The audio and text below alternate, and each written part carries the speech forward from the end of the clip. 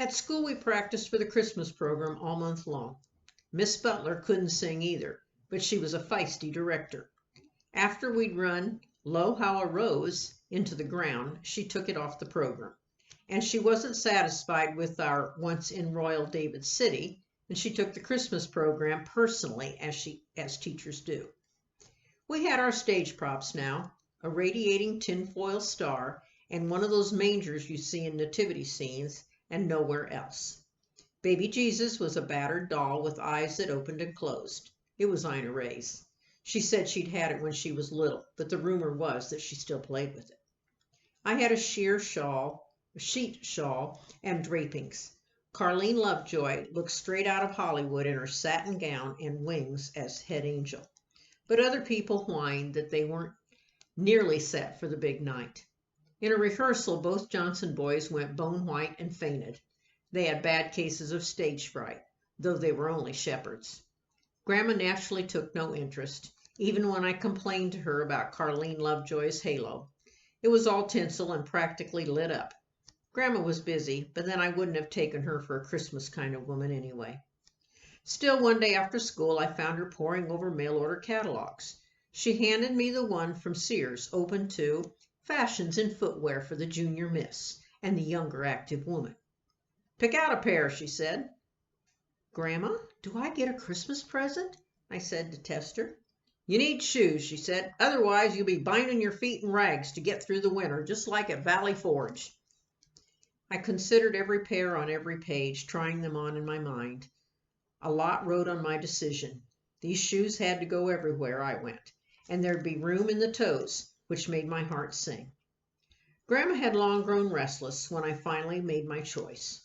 They had to be practical with a closed toe, and still, being 15, I wanted something a little older, with a Cuban heel. I knew they'd have to lace up or Grandma wouldn't go for them. I checked off a pair, gunmetal gray, to go with everything. Grandma considered my choice. The toothpick hovered. "That them?" she said. "Woo-wee! $2.75. Her eyes filled her spectacles. "I remember when you could shoe a whole family and the horse for that money." But then we drew paper patterns around my feet to send back for the right size. She filled out the order form with the toothpick slant in the corner of her mouth. She stamped the return envelope. That's the only time I ever saw her use a stamp. Later, I caught her studying the catalog from Lane Bryant. Winter and spring of 1938, modes for the full-figured woman. But I stole away without a word. The days slipped faster off the December calendar. Tension mounted at school, and both Johnson brothers were often absent. Carlene Lovejoy preened in advance. Clearly, she thought that her angel was going to outshine my Virgin Mary. She was going to be the Christmas program's center of attention, or know the reason why. Something was coming over Grandma, too. She was jumpier than a jackrabbit, and the short days were too long for her. One evening, when it was hardly dark, she had us both tramping the road north. We pulled an old homemade sled of my dad's. "Grandma, now where are we going?" "Greens," she replied. When we came upon Asbury Chapel, standing out in the open country, I noticed the graveyard. It was screened by a stand of evergreens. "Grandma," I said, "you wouldn't." Nope, she wouldn't swipe Christmas greens from a graveyard, though I heard it cross her mind. We tramped on to the timber in the bottoms along Salt Creek. There we found long-needled pine and blue spruce.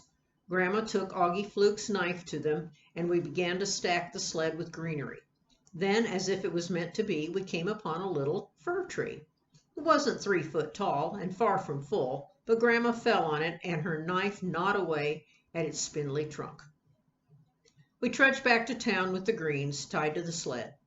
I went over the words to "Bring a Torch, Jeanette Isabella" in my mind. Grandma was looking ahead. By the night of the program, I should have known something was up. Grandma lit the stove in the front room for the first time this winter. A merry fire cracked behind isinglass windows, and she was hanging a wreath in the bay. The Christmas tree stood in a nest of cotton batting on her marble-top table. It was decorated with a string of popcorn and pine cones from the timber. On top was a tin star she'd cut out of a can. I stood soaking in the warmth of the room, pine-scented. The idea of going to the Christmas program herself had clearly not crossed Grandma's mind. She certainly wasn't dressed for it. I was. I had on my costume, bristling with pins. Underneath, in my new gunmetal shoes, fresh from the box. And overall, last year's plaid coat. Now it had lush cuffs of red fox fur, making my sleeves long enough again. Grandma turned on me in surprise, and she looked down to see me. I was wearing sheets. Grandma, it's the program tonight. Waving away her own forgetfulness, she said, well, then you better wear this. And she produced something from a big apron pocket. It looked like a coil of baling wire. She handed it over. It was a coil of baling wire. Twisted in it were tiny tin stars cut from cans. A day's work to make. Grandma stood back, her hands clasped, a little eagerness in her eyes. Watch out, them stars don't dig in your scalp. She'd made me a halo, so Carleen Lovejoy and all her tinsel wouldn't outshine me. It looked more like a crown of thorns, but I handled it carefully. I'd have come dangerously near kissing Grandma then, if she'd let me. Then I was walking through town in galoshes to save my shoes. We'd done all our rehearsing at school, but the program was to be held at the United Brethren Church. Though Jesus was born in a stable, the school basement didn't seem quite right. The church threw stained glass light out on the snow, and people flocked up the front steps. As I went inside, the train from St. Louis pulled in at the Wabash Depot. The whole town became a little village under a Christmas tree, with the electric trains circling and the glowing cardboard houses and the steepled church sunk in cotton snow. If you think one Christmas program is like another, you didn't see ours. The robing room where the girls got ready was full of bad omens. Who knew what went on across the chancel where the boys were dressing in the choir room with Mr. Herkimer? The girls, who were only in the chorus, flapped like bats in the United Brethren choir robes. The angels were Irene Stemple, Mona Veach, Gertrude Messerschmidt, and the littlest angel was Ina Ray Gage. None of their wings matched. Ina Ray, the smallest, had the biggest wings. Chicken wire. She could barely move in them. It was like a bird cage in there. Then in swept Carleen Lovejoy. Her shimmering gown, cut on the bias, was meant to outdo the other angels. Her halo hovered high over her head, supported from behind. She was made up from the New York stage. She'd shaved off her eyebrows and drawn on new ones. Her cheeks were pinker than nature. Her lips were deep red Cupid's bow with fingernails to match. She was a natural blonde, and that was the only natural thing about her. Miss Butler edged into the room, and Carleen very nearly blinded her. Carleen, wipe all that stuff off your face, she said, stricter than school. You look like you're bleeding from the mouth. Carleen bridled and stood firm. Seeing that I was in their hanging sheets, Miss Butler turned to secure my costume. When I reached for my coat and drew out the baling wire halo, she nearly swallowed her pins. But there was an opening night excitement even among us. From backstage you could hear the rustle of paper programs and the creak of pews. The organ boomed, "Hark the herald angels sing," and there was no going back. The United Brethren preacher, Reverend Lutz, rose to quiet the crowd with a passage from St. Luke. Miss Butler was pushing the choir girls on. We in costume were to hang back here off stage, singing through the open door to add volume, but keeping out of sight until the nativity scene. No choir boys came forth because they were all in costume, but we could see the shepherds and kings in the door behind Mr. Herkimer. We sang our hearts out on stage and backstage. Miss Butler kept the pacing peppy, though we never did get the bugs out of once in David's Royal City. Then came the tricky part. We of the nativity scene had to creep low under the curtains behind the choir. Here was the stable all set up with cardboard sheep. I groped for my stool beside the manger. And above me, Milton Grider fell into place as Joseph. We had shepherds behind us and kings opposite. Between, under the star, the heavenly host of so-called angels, Carleen is at center stage. From what I could see of Milton, he was wearing his father's bathrobe and a false beard. The kings were beginning to hold up frankincense and myrrh. As the choir parted and broke into O Holy Night, Mr. Herkimer pulled the curtain and the lights went up on us. Mr. Fluke was the electrician. We'd practiced how to sit stone still for up to 5 minutes. When we froze in place, I ought to have been looking into the manger at baby Jesus, but the curtain caught me staring out at the audience, so I had to stay that way.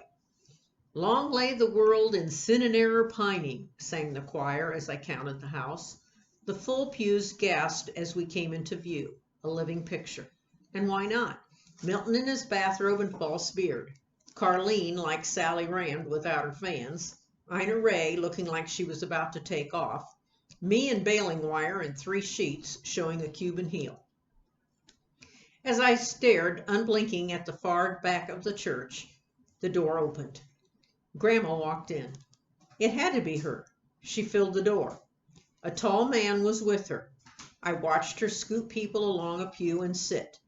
The pew popped like gunfire beneath her. When the choir went into What Child Is This?, the star lit up and sent a beam down on Ina Ray's doll. This was to be the high moment, and was. The minute the beam hit the manger, baby Jesus roared out a loud wail. Milton moved, a shepherd's crook clattered to the floor. I couldn't hold my pose. I shifted my crowned head to see in the spotlight manger a real live baby, red as a beet, punching the air with tiny fists. Carleen was upstage and went completely out of character. A wave of wonderment swept the pews. Some people may have thought a living baby had been cast in the part, and if so, whose? But then Ina Ray, flapping her wings, shrieked out, "Where's my dolly?" Miss Butler fell back and the choir broke ranks, never to reach We Three Kings of Orient are. Reverend Lutz, Principal Fluke, and Mr. Herkimer all advanced on the manger, like wise men in street clothes. But a newborn in a damp rag for a diaper or swaddling clothes stunned them. Now people stood on pews trying to see. Suddenly Grandma was there, heaving up the steps past the pulpit. Her hat was alive with pheasant feathers. She reached into the manger for the red squalling baby, and she lifted it up, and light was good. The baby had 1 blue eye and 1 green. Grandma blinked. She held it up to the audience. "It's all right," she hollered out. "It's a burdick." They talked about the Christmas program for years. In its way, it was the best one they ever had, though Miss Butler never really got over it. Of course, the baby was another reason why Mildred Burdick never came back after my first day of school in September. Just when the Burdicks had managed to spirit an unwanted baby into the manger, we wouldn't imagine. And why they thought the whole town wouldn't know another Burdick when they saw one, nobody could say. Grandma pointed out that the Burdicks weren't broke out with brains. The general view was that the United Brethren Orphanage could find the baby a better home. The evening lay in ruins on the stable straw of our feet, but there was one more miracle. I looked at the tall man behind Grandma, and it was Joey.